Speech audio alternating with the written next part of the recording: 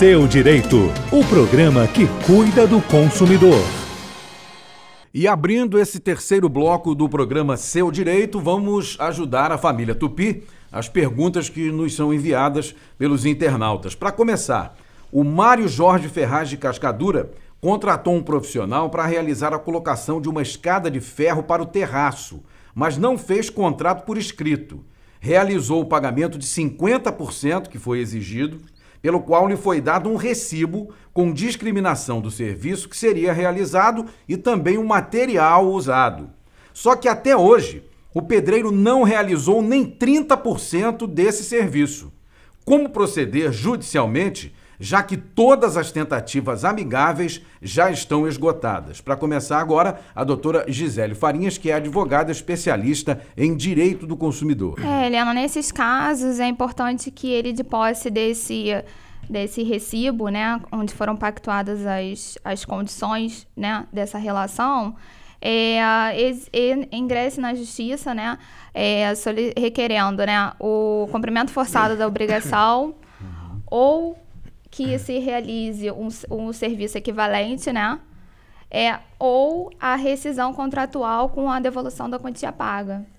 Dr. Vinícius Leal, advogado representante do PROCON, para ajudar o nosso amigo aqui, o Mário Jorge Ferraz de Cascadura. O que a doutora Gisele mesmo falou, ele deve, como é que se diz assim, como o doutor Tardan falou no bloco anterior.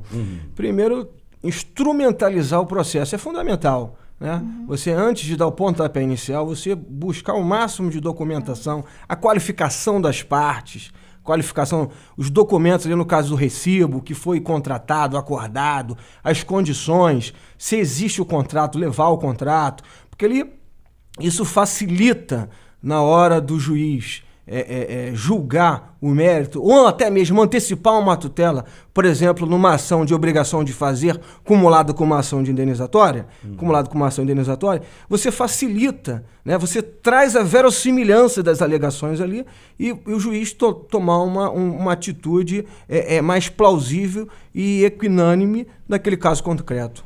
Doutor Tardan, quer acrescentar alguma coisa? Sim, Heleno, importante esclarecer para o Mário e naturalmente para os outros que nos assistem o seguinte: primeiro, o que é um contrato? Né? As pessoas logo imaginam que tem que ter um papel lá escrito, contrato, uma formalidade. Por acaso, o Mário, ele tem um contrato. E o contrato dele está até bastante razoável, porque no recibo a outra parte colocou o que faria. Né? Primeiro, um contrato não é um pedaço de papel. Né? Afastar isso da cabeça de quem nos assiste. O contrato é qualquer meio que as pessoas cheguem a um consenso. Por exemplo, quando você vai a um leilão, o simples ato de levantar o dedo significa que você contratou. E contratou efetivamente. Para pegar um táxi, no metrô você não faz nada, você entra, contratou. Então o contrato não é um pedaço de papel. Quando as partes se entendem, piscar o olho, se a regra for, se a outra parte entendeu que piscou o olho, contratou, está contratado. O grande problema é como demonstrar isso depois.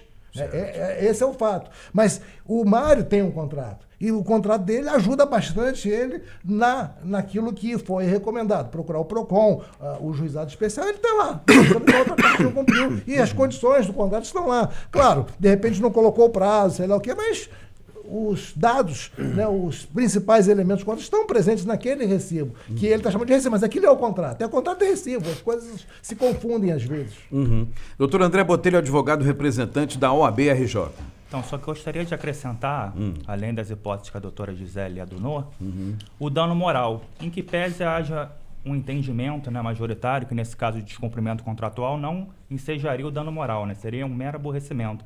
Mas a gente tem tido grandes vitórias lá no escritório, dependendo do caso concreto. Então o consumidor pode pedir também o dano moral. Certo. Agora a dúvida da nossa internauta Jussara Campos de Vila Isabel, e muita gente acredita que passa por esse problema, né? Ela comprou um imóvel na planta e no contrato há uma cláusula que dá à construtora o direito de atrasar a obra em até 180 dias. Isso é permitido por lei, doutora Gisele? Na verdade, existe uma grande controvérsia com relação a isso, né? Existem aqueles que sustentam ser uma cláusula abusiva, né? Essa cláusula de tolerância de 180 dias, mas a doutrina majoritária, né? A jurisprudência também tem acolhido a cláusula de tolerância, a validade da cláusula de tolerância, tendo em vista a complexidade da engenharia, da construção civil, de execução daquela obra, e esse prazo ser importante para prevendo aquelas possibilidades em que minimamente previsíveis, né, digamos assim, para a conclusão da obra de forma satisfatória. Então, só haveria o dever de indenizar no caso de um atraso, no caso de que superasse, né, esses 180 dias. Aí sim, a Justiça tem conferido a dever de indenizar. Doutor Tardan, essa coisa de comprar imóvel na planta normalmente gera muito problema, né? Muitos problemas. Nós temos que observar também, né, que o poder público no Brasil é muito burocrático. E, via de regra, as autorizações ambientais, enfim, tem uma série de complicações aí que muitas vezes dificulta a engenharia, né? Mas, como a doutora Gisele disse, via de regra, esse prazo de tolerância ele é razoável, né? O que a jurisprudência majoritária tem se posicionado no sentido de que, esgotado o prazo lá, né, e entrando na tolerância, o consumidor já não sofre encargos, né? Mas tolera-se, é razoável considerando a nossa burocracia, o estado que nós temos. Esse prazo de 180 dias majoritariamente vem sendo, vamos dizer assim, aceito. Deixa eu tirar uma dúvida aqui com o doutor Vinícius Leal, que é advogado representante do PROCON RJ. Aparece muito esse tipo de problema lá em relação ao imóvel, né? Comprado principalmente na planta, né? Sem dúvida alguma. É uma pena que não é essa paridade, né, com relação ao consumidor, em poder atrasar 180 dias para pagar ali a sua prestação. Seria muito bom. Quer dizer, a gente defende a corrente nossa corrente é minoritária, né? Mas nós defendemos essa cláusula como uma cláusula abusiva e nula de pleno direito. Mas por isso, ele está absolutamente correto, né? Você vai lá no 51 do CDC, são nulas de pleno direito as cláusulas que... Então, quando você tem uma situação como essa, né, o contrato de consumo, ele é um caminho de duas vias. O que bate em Francisco, bate em Chico. Sim. Então, mas por isso que exatamente eu disse, esgotado aquele prazo primeiro do contrato, o consumidor não ficaria mais sujeito a alguns encargos, por exemplo, juros, mora, enfim. Então, naquele prazo de tolerância, o consumo não poderia ser penalizado com encargos, para tentar contrabalancear a relação. Doutor André Botelho, advogado representante da OAB-RJ. O consumidor só ficar ligado que ele pode sim estar cobrando eventuais aluguéis que ele esteja, enfim, tendo que despender do seu bolso.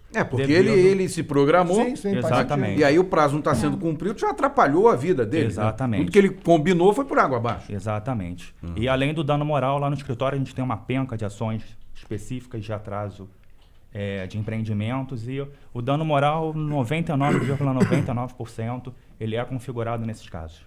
E a última pergunta do nosso programa Seu Direito de hoje, da nossa internauta Amélia Cardoso do Meia.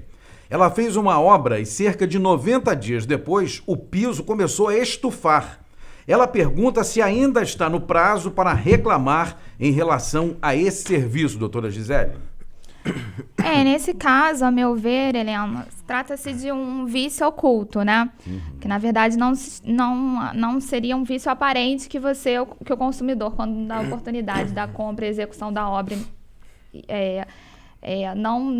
não detectou, né, esse problema. Estufou posteriormente a 90 dias. Nesse caso, o termo, né, de 90 dias começa a correr da data do evento. Do evento. Doutor Vinícius, o que fazer em relação a esse caso? Primeiro, sempre deve buscar o consenso, deve buscar a harmonização na relação jurídica, né? Você buscar ali o profissional que te prestou o serviço, ou o fornecedor, e buscar, como é que se diz ali, resolver o problema de uma maneira amistosa, de uma maneira ordeira, né? E existindo a resistência, ele deve buscar o PROCON, né, fazer sua reclamação, né, pegar ali o contrato, enfim, fazer jus ao seu direito. Doutor Tardan. Aí, importância a gente registrar efetivamente a relação, né? Quando envolve obras, às vezes ele ganha o nome de serviço, mas não é serviço. E essa relação, às vezes, é muito difícil, né? O liame que divide a relação entre o que é empreitada e o que é serviço é muito tênue. Né? Neste caso aqui, eu tenho dificuldade, por exemplo, de dizer se ela teria direito assim ou assado, porque parece, ou poderia ser uma empreitada. Né? Por exemplo, por conta de quem é a matéria-prima. Porque muitas vezes o profissional, eu presto serviço, mas quem é que levou o cimento, quem é que contratou o ladrilho, ou o azulejo, ou a tinta? Então, veja o seguinte, por conta de quem correu a matéria-prima. Né? Então, isso tem que ficar muito bem registrado. Porque um problema dessa natureza, vai que o problema seja no ladrilho ou no cimento. Aí, os bons profissionais, né?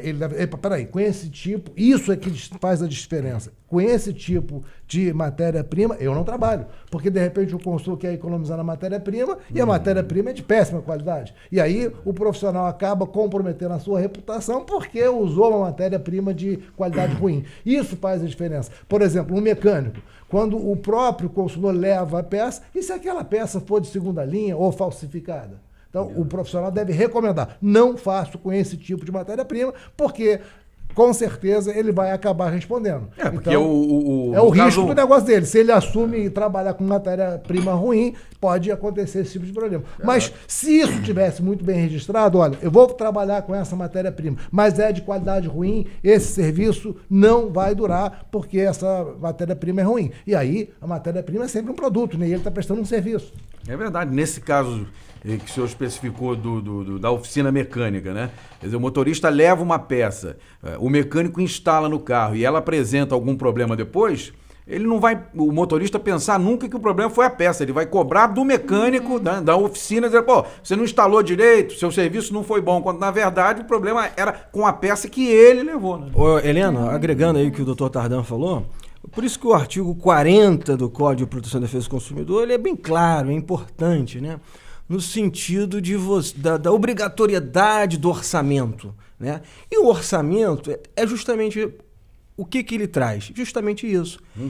O valor da mão de obra, o material que vai ser utilizado, os aparelhos que serão utilizados ali, o prazo de início e de término daquela prestação de serviço, a forma de pagamento.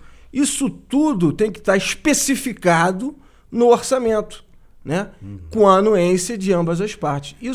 Esse aspecto, em que pese em formalismo, né? No mundo atual, tudo, mas é importante esse pontuar isso que eu acabei de falar no orçamento prévio para você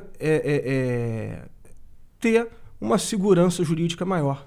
Aí, para encerrar, doutor André Botelho.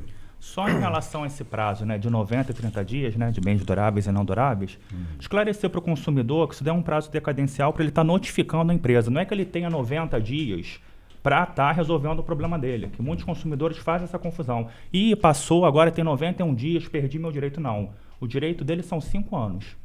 Perfeito. Estamos encerrando esse último bloco do programa Seu Direito de hoje.